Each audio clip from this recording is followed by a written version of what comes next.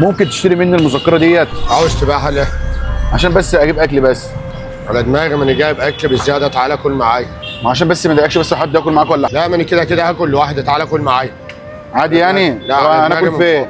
على دماغي هنا الفرش مش بعيد، اهو خطوتين جنب مننا. ماشي يا باشا. اتفضل يا جماعه. ماشي.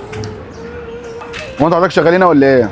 فرش يا حبيبي، تعالى ده فرش فرشك؟ شغال عليه على طب دماغي. انت حضرتك مش تسالني مين ولا حاجه عشان تاكلني؟ اتفضل يا حبيبي، اسالك ليه يا حبيب قلبي؟ احنا كلنا اولاد تسعه يعني، كلنا شبه بعض.